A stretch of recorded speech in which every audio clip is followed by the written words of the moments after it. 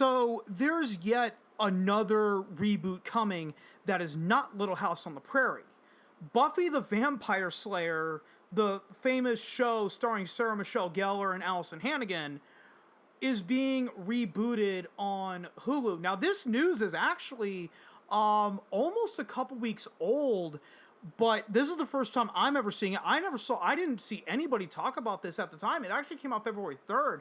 Buffy the Vampire Slayer sequel series with Sarah Michelle Gellar returning nears Hulu pilot order. Nora Zuckerman and Lila Zuckerman are writing the pilot, with Oscar and Chloe Zhao attached to direct. I'm just going to come right out and I'm going to say this. I'm not going to read the article verbatim. This reboot of Buffy the Vampire Slayer is a terrible idea from the start, because there's a lot of things to consider regarding Buffy the Vampire Slayer's success back in the day.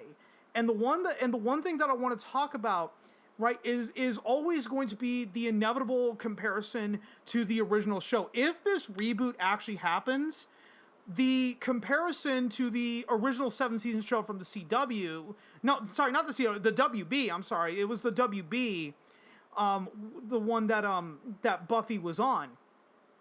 But what a lot of people have, they have these like very rose-tinted glasses on with regard to the original show. Most fans will straight up tell you that season 1 of Buffy the Vampire Slayer wasn't that great. And even Topher Grace in an interview was actually bringing up this example of like this like retroactive support for TV shows, like for Friends, like the first season of Friends.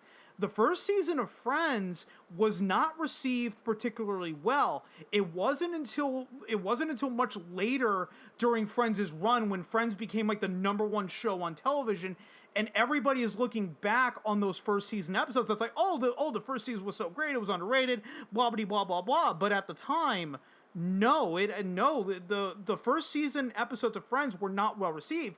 Same with the first season episodes of Buffy the Vampire Slayer.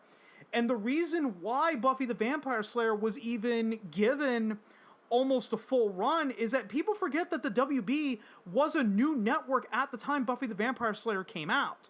Okay, the WB launched in 1995. The first season of Buffy the Vampire Slayer came out in 1997.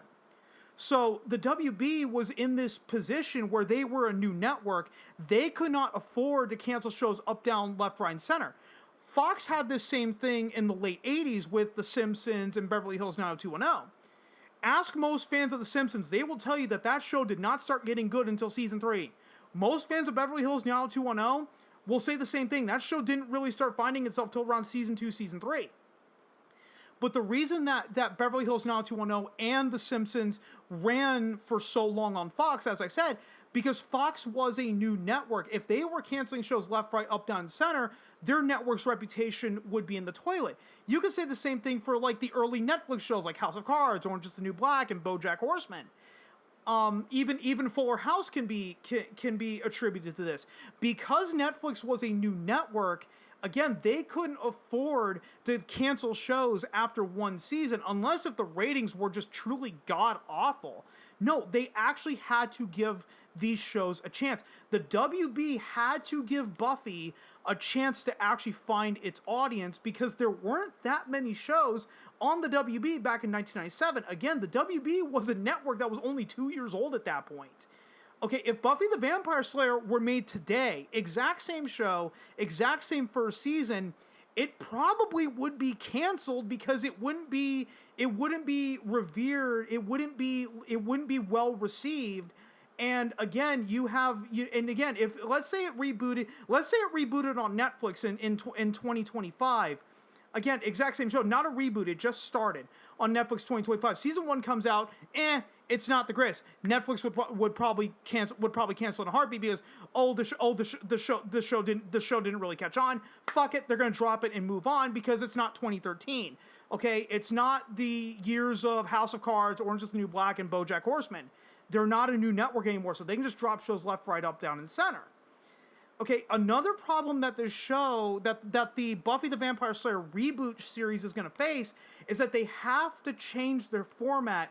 They have to change from this Monster of the Week format over to serialized storytelling. And what that means for the serialized storytelling is it's going to be fewer episodes per season as a result. The original Buffy the Vampire Slayer, I believe, had like 22 to 24 episode seasons on the WB back when it was on television.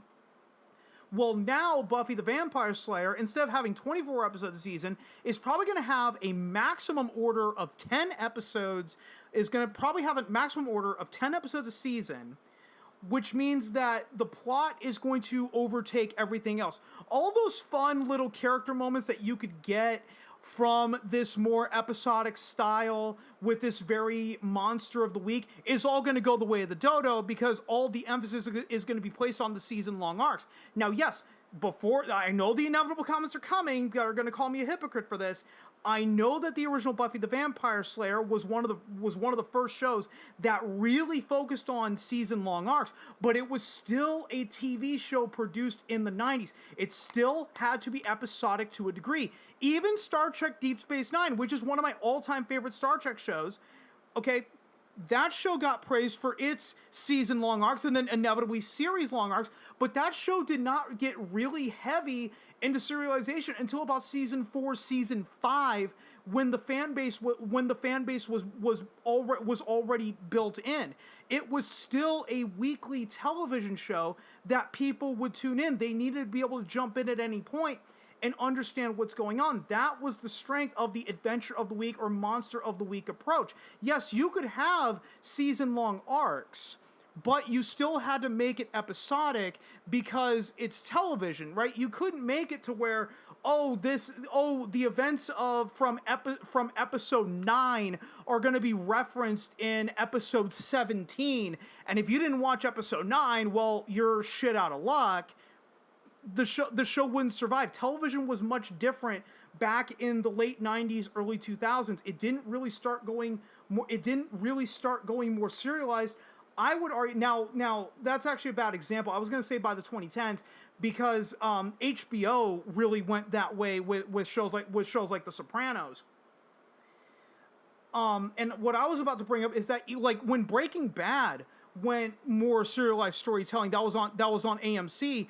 People forget with Breaking Bad, and Breaking Bad has a lot of rose-tinted glasses as well, is they forget that show was on the verge of cancellation by the 3rd season. It wasn't until it was streaming on Netflix did people catch up on Breaking Bad, and then, they finally caught up. Now they tuned in and started watching season 4 on AMC, and then watched all of season 5. But still, getting back to my point, I know that I'm tangenting, and I don't know why I brought up Breaking Bad, but I'm going to leave it in anyway, because that's the fun of doing these videos more off the cuff. Is the issue with the serialized storytelling, and the result is you're going to have fewer episodes per season. It's not going to be enough for anyone really new to catch on. And because this is going to be a sequel series where they're going to bring back, theoretically, they're going to bring back Sarah Michelle Gellar. They're probably going to try to bring back Allison Hannigan, Michelle Trachtenberg. The issue with also being a sequel series is that everyone has to watch the first 7 seasons, which is going to be this very Monster of the Week show, because, again, it was made in the late 90s going into the early 2000s. To now, you're going to make a more modern show out of it. You're going to have a clash of styles. And that, for some people, can be very, very jarring, rather than if you just kept it under the old format. And the third and final reason why the Buffy the Vampire Slayer is probably going to fail is for one simple reason. You cannot recapture the 90s. It doesn't matter. Okay, you can say, nostalgia bucks and nostalgia sells, blah, blah, blah, blah, blah, blah, blah. That may have been true back in 2015. But this is the other issue with Buffy the Vampire Slayer. It was a product of its time. You cannot take it out of the 90s. Look what happened with the Crow remake that came out a couple years ago with Bill Skarsgård in the titular role. It flat out failed. And the biggest reason that people pointed to is because, number one, the Brandon Lee movie was very iconic. Not when it initially came out in theaters, but when it came out on home video, it really took off. And there were 2 direct-to-video sequels. That most people forget about. But still, you tried to take The Crow out of the 90s, right? They tried to replace, like, the very grunge and heavy metal soundtrack with more of a hip-hop rap soundtrack. It didn't work. because you tried to modernize The Crow too much, whereas The Crow was a product of the 90s. Look at all of the failed Knight Rider reboots. I bet you most of you don't even know that there were 3 attempts to reboot Knight Rider. The first time was in 1990 when they actually did bring back David Hasselhoff. That was Knight Rider 2000. It was a made-for-TV movie, and the reboot just didn't take off, and I think it's because that's when Baywatch started getting really popular, so that was scrapped. There was a reboot series that came out in 97. I don't exactly remember the name of it right off the top of my head, but that only lasted 1 season. And more recently, there was a reboot back in 2008 that most people don't remember. It only lasted 18 episodes in 1 season, and that's it. And I argue that all the times that they rebooted Knight Rider, what they failed to recognize is that Knight Rider with David Hasselhoff was a product of the early 80s. And any and all attempts to take it out of that and put it in modern day was seen as futile at best. That's exactly what's going to happen with the Buffy reboot, right? Trying to take it out of the 90s and putting it into the 2020s is going to be futile at best. And it goes back to that inevitable comparison to the original series. The original series is very, very beloved, but it was made with the sensibilities of the late 90s going into the early 2000s. Now, most people are going to bring up, but the CW rebooted Dynasty back in 2017, and that lasted for 5 seasons. And then they rebooted Charmed of all shows, and that lasted for 4 seasons. But there's a little asterisk that everybody forgets about with the reboot of Dynasty and Charmed, is that the CW had a deal with Netflix valued at $1 billion, where Netflix would get their shows like 8 days after the season finale had ended. That's how Netflix got all the Arrowverse shows. You know, Arrow, The Flash, Legends of Tomorrow. They also got Dynasty, they got Charmed, they got Riverdale. Netflix was effectively footing the bill for all of the CW shows for the better part of a decade. So don't give me this cockamamie horse shit that, Dynasty, the reboots of Dynasty and Charmed were successful because they ran, Charmed ran for 4 seasons, Dynasty ran for 5 seasons. And the thing with Dynasty is that Dynasty was one of the worst rated shows on television during its time. The first season of Dynasty never cracked more than 1 million viewers an episode, and by season 5, before the show finally got canceled, the show would basically topped out at about 300,000 viewers per episode. In the world of television, that is effectively zero. Okay, and I know I've probably dragged this video out longer than it needs to be, so I'm going to go ahead, I'm going to end it off with this, and I want to restate that a reboot of Buffy the Vampire Slayer, even if you bring back the original cast, you bring back Sarah Michelle Gellar, you bring back Allison Hannigan, you bring back Michelle Trachtenberg, is not going to work because of the inevitable comparison to the original and the audience's tendency to have rose-tinted glasses to the original show.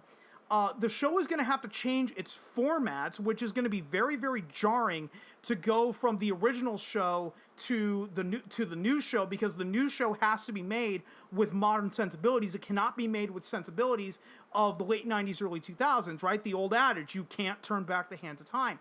And finally, any attempt to recapture the 90s nostalgia at this point is a futile effort at best.